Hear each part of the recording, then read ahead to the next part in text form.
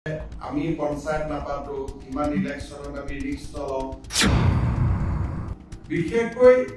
বিধানসভাৰ নিৰ্বাচনৰ আগে আগে কোনো চৰকাৰে পঞ্চায়ত পাতিব নোৱাৰে আমি পঞ্চায়ত পাতিবৰ কাৰণে উদ্গ্ৰীৱ হৈ বহি আছো আজি যদি আমি পঞ্চায়ত ইলেকশন ঘোষণা কৰো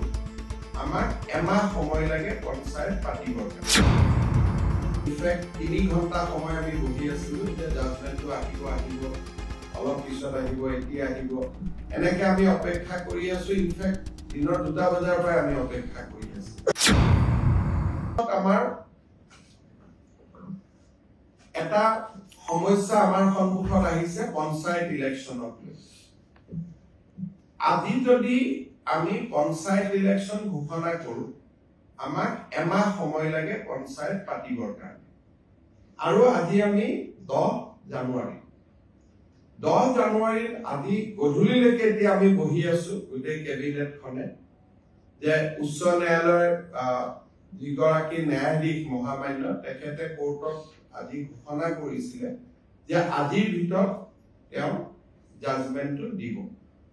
কিন্তু এতিয়ালৈকে আমি বহি আছো জাজমেন্টটো অহা নাই গোটেই কেবিনেটখনে ইনফেক্ট 3 ঘণ্টা সময় আমি বহি আছিলো যে জাজমেন্টটো আহিব অলপ পিছত আহিব এতিয়া আহিব এনেকে আমি অপেক্ষা কৰি আছো ইনফেক্ট দিনৰ 2টা বজাৰ পৰা আমি অপেক্ষা কৰি আছো সাধাৰণতে চৰকাৰসমূহে পঞ্চায়ত পাতিব নোখোজে যে আমি পঞ্চায়ত নাপাতো ইমান ইলেকশনত আমি ৰিস্ক নলওঁ বিশেষকৈ বিধানসভাৰ নিৰ্বাচনৰ আগে আগে কোনো চৰকাৰে পঞ্চায়ত পাতিব নোখোজে আমি পঞ্চায়ত পাতিবৰ কাৰণে উদ্গ্ৰীৱ হৈ বহি আছো কিন্তু এই পৰ্যন্ত মই অলপ আগতে মহাঅধিবক্তা দেৱজিৎ শইকীয়াক টেলিফোন কৰিছিলো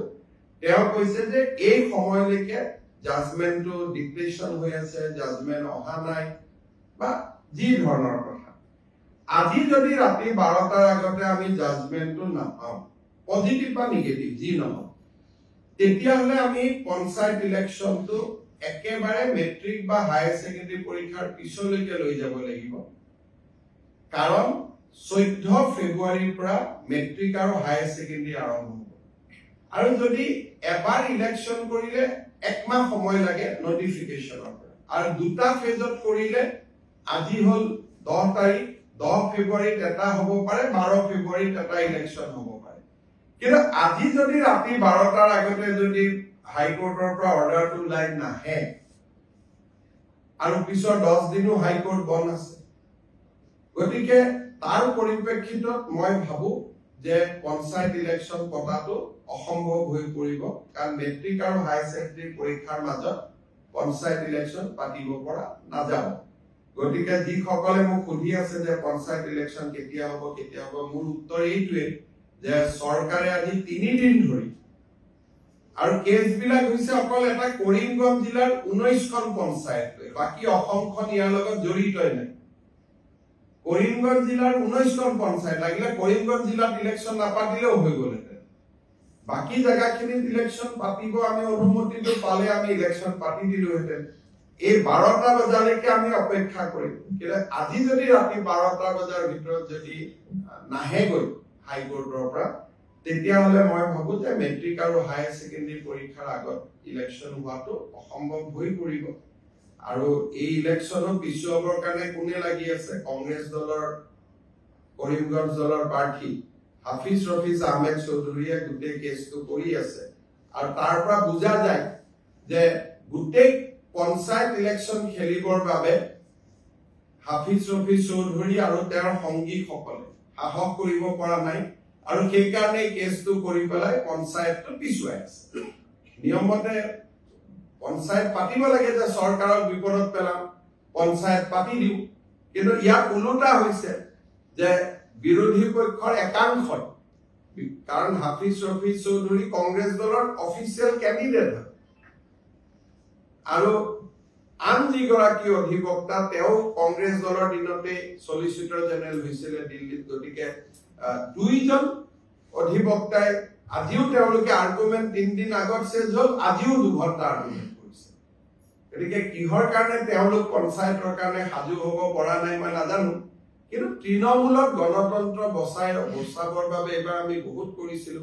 পাৰ্টি লেছ কৰি দিছিলো যে কোনো পাৰ্টিৰ হ'ব নালাগে যাতে অৱসৰপ্ৰাপ্ত শিক্ষক অৱসৰপ্ৰাপ্ত ডক্টৰ সকলোৱে যাতে ইলেকশ্যন খেলিব পাৰে ভাল পৰিৱেশ হয় পঞ্চায়তৰ পৰা দুৰ্নীতি নোহোৱা হয় কিন্তু যি নহওক আমিতো হাইকোৰ্টৰ ওপৰত মাতিব নোৱাৰো গতিকে ৰাতি 12টালৈকে অপেক্ষা কৰিম আৰু 12টাৰ আগত যদি জাজমেন্ট পাও হ'ব নহলে আৰু এটো মেট্ৰিক হাই সেকেন্ডাৰী পিছলৈকে পিছুৱাই যাব তাৰ পিছতো বানপানী আহিব বা বানপানী থাকিব কি পৰিৱেশ হয় আৰু এতিয়াই ক'ব পৰা নাযায় আজি যদি 12টালৈকে মই ইলেকশ্যন কমিশনকো ৰিকুৱেষ্ট কৰিছো যে আপুনি বহি থাকক আমিও বহি আছো কাৰণ পুলিচৰ পৰা ক্লিয়াৰেন্স লাগিব কোনটো ফেজৰ কিমান ডিপ্লয়মেন্ট হ'ব ডিজিপিও বহি আছে চিফ সেক্ৰেটাৰী বহি আছে আমিও বহি আছিলো যদি 12টাৰ আগত ৰায়দান হয় আমিটো কৰি দিম কাৰণ যিজন ন্যায়াধীশ মহাধিবক্তাই কোৱা মতে তেওঁ কোৰ্টত কৈ গ'ল যে মই চেম্বাৰত গৈ জাজমেন্টটো লিখি জাজমেন্টটো দিম কিন্তু এতিয়াতো 8:45 হ'ল জাজমেন্টটো আমি হাতত পোৱা নাই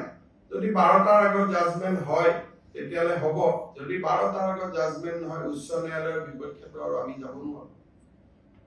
গতিকে তাৰ পিছত যদি জাজমেন্ট ভাল বেয়া হয় তাৰ পিছত এপিল কৰা